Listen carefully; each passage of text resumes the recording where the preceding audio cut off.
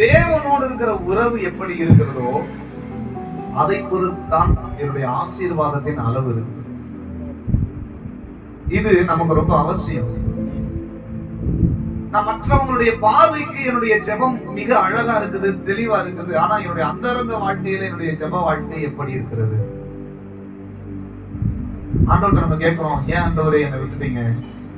ஏன் எனக்கு ஆசீர்வாதத்தை கொடுக்கல? ஏன் என் குடும்பத்தை நீங்க ஆசீர்வதிக்கல? ஏன் என் பிள்ளைகளை நீங்க விட்டுட்டீங்க?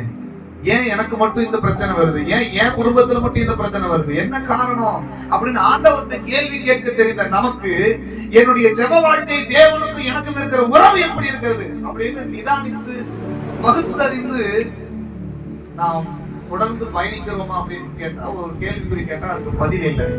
அதுக்கான பதில் இல்லை. இதைத்தான் நான் முன்னாடி சொன்னேன். என்ன கேட்ட தெரியுமா? நம்ம ஆண்டவர்கிட்ட கேள்வி கேட்கிறோம், ஆனா ஞானம் உள்ளவர்கள் வேகமாய் ஓடாமல் நிதானமாய் ஓடுகிறார்கள். ஞானம் உள்ளவர்கள் எப்படி ஓடுறாங்க? ஆண்டவர் சொல்றாரு, உனக்கு ஒரு ஓட்டப்பந்தயம் இருக்குது, நீ ஒரு ஓட்டப்பந்தயத்துல ஓடணும், உண்மைதான். ஆனா நீ ஓட்டப்பந்தயத்துல கலந்துருக்கு அப்படிங்கிறதுனால நீ வேகமா ஓடணும்னு அவசியம் இல்ல. வேகமா ஓடி பாதியில நிற்கிறத விட நிதானமா ஓடி இலக்கை அடைஞ்சிடலாம். அதுதான் உண்மை. அதுதான் உண்மை. எல்லாரும் ஓடுறாங்கிறதுனால நானும் ஓடிடக்கூடாது. எல்லாரும் செய்யறாங்கிறதுனால நானும் செஞ்சிடக்கூடாது. எல்லாரும் வாழ்றாங்கிறதுனால நானும் எப்படியாவது வாழ்ந்துடக்கூடாது. எனக்கு தேவன் என்ன பாதையை நியமிச்சாலும் அந்த பாதையில ஓடணும். அல்லேலூயா. எனக்கு நியமித்த ஓட்டத்துல, அதுதான் பைபிள் சொல்லுது, உனக்கு நியமித்த ஓட்டத்தில் நிதானமாய் ஓடு.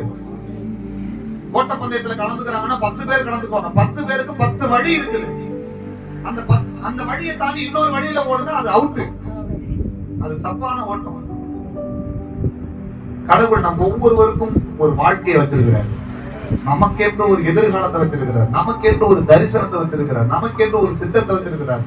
ஆமென். அல்லேலூயா. ஆனா நம்ம நிறைய நேரத்துல ஆண்டவர்ட்ட கேள்வி கேட்கிறோம், என்ன தெரியுமா?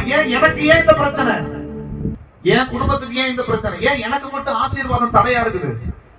கேட்கிறோமா இல்லையா? நம்ம கேட்கிறோம்ல. என்னைக்காவது நம்மளை கேள்வி கேட்டுக்கிறோமா? ஆசீர்வாதம் தடையா இருந்ததுக்கு என்ன காரணம்? என் மூலமா என்ன பிரச்சனை வந்துச்சு அப்படின்னு என்னைக்காவது நம்ம நிதானிச்சிருக்கிறோமா?